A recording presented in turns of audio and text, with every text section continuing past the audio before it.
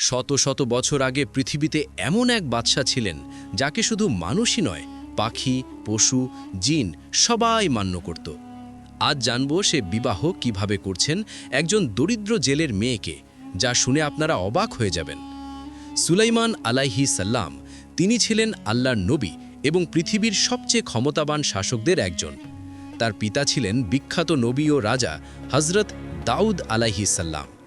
আল্লাহ তাআলা তাদের দুজনকেই দিয়েছিলেন জ্ঞান, হিকমত এবং রাজত্ব। আল্লাহ সুলাইমান আলাইহিস সাল্লামকে এমন সব ক্ষমতা দিয়েছিলেন যা অন্য কাউকে দেওয়া হয়নি।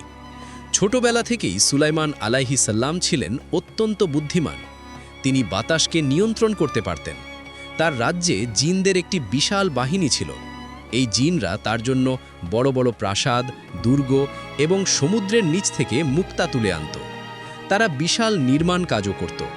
কুরআনে বলা হয়েছে, জিনরা তার জন্য মসজিদ, প্রাসাদ, ভাস্কর্য এবং বড় বড় পাত্র তৈরি করত।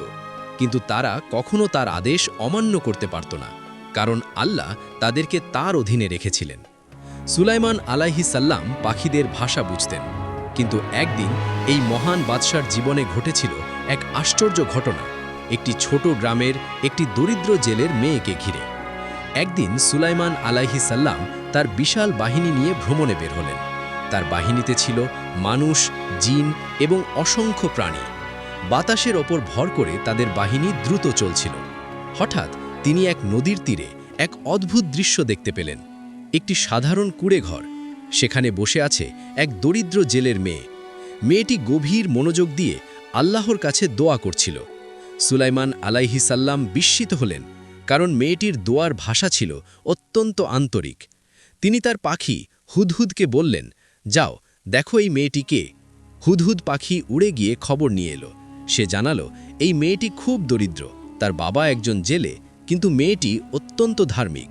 প্রতিদিন সে আল্লাহর কাছে দোয়া করে। সুলাইমান আলাইহিস সাল্লাম ভাবলেন, কেন এই মেয়েটির দোয়া এত বিশেষ? তিনি ছদ্মবেশে সেই গ্রামে গেলেন।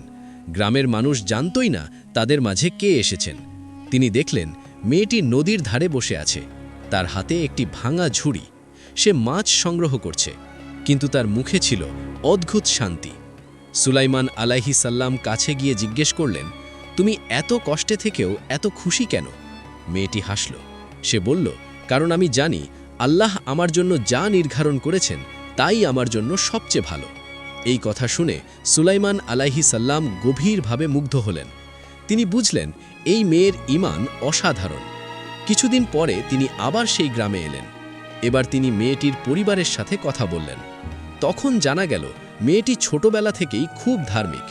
দারিদ্র তাকে কখনো অভিযোগ করতে শেখায়নি, বরং সে সব সময় বলতো, আল্লাহ যা দেন তাই আমার জন্য রহমত। এই চরিত্র সুলাইমান আলাইহিস সাল্লামকে গভীরভাবে প্রভাবিত করল। অবশেষে তিনি সিদ্ধান্ত নিলেন এই মেয়েকে তিনি বিয়ে করবেন। গ্রামের মানুষ যখন জানল তাদের গ্রামের সেই দরিদ্র মেয়েকে পৃথিবীর সবচেয়ে ক্ষমতাবান বাদশা বিয়ে করতে চান, তারা বিস্মিত হয়ে গেল। বিয়ের পরে মেয়েটি রাজপ্রাসাদে গেল, কিন্তু সে কখনো তার সরলতা হারায়নি। সে রাজকীয় বিলাসিতার মাঝেও সাধারণ জীবনযাপন করত। একদিন সুলাইমান আলাইহিস সাল্লাম তাকে জিজ্ঞেস করলেন, তুমি কি কখনো ভেবেছিলে তোমার জীবন এমন হবে? মেয়েটি উত্তর দিল, আমি শুধু আল্লাহর ওপর ভরসা করেছিলাম। তিনি চাইলে এক দরিদ্র জেলের মেয়েকেও বাদশার রানী বানাতে পারেন। এই ঘটনা আমাদের শেখায়, মানুষের সম্মান সম্পদে নয়, বরং ঈমান ও চরিত্রে। আল্লাহ যখন কাউকে ভালোবাসেন তখন তাকে এমন মর্যাদা দেন যা মানুষ কল্পনাও করতে পারে না। একদিন তিনি তার বিশাল সেনাবাহিনী নিয়ে যাচ্ছিলেন। এই সেনাবাহিনীতে ছিল মানুষ, জিন এবং অসংখ্য প্রাণী। পথে একটি পিঁপড়ের দল ছিল।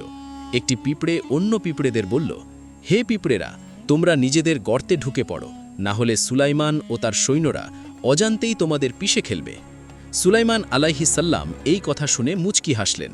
তিনি আল্লাহর কাছে কৃতজ্ঞতা প্রকাশ করলেন। হজরত সুলাইমান আলাইহিস সাল্লাম ছিলেন একজন মহান নবী এবং ন্যায়পরায়ণ শাসক।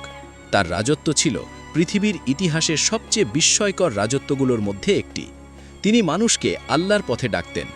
জীবনের শেষ পর্যন্ত তিনি আল্লাহর আনুগত্যে ছিলেন। তার জীবন আমাদের শেখায়, ক্ষমতা, জ্ঞান এবং রাজত্ব সবই আল্লাহর দান, আর সত্যিকারের সফলতা হল আল্লাহর প্রতি কৃতজ্ঞ থাকা। ভিডিওটি ভালো লাগলে লাইক, কমেন্ট, সাবস্ক্রাইব করতে ভুলবেন না।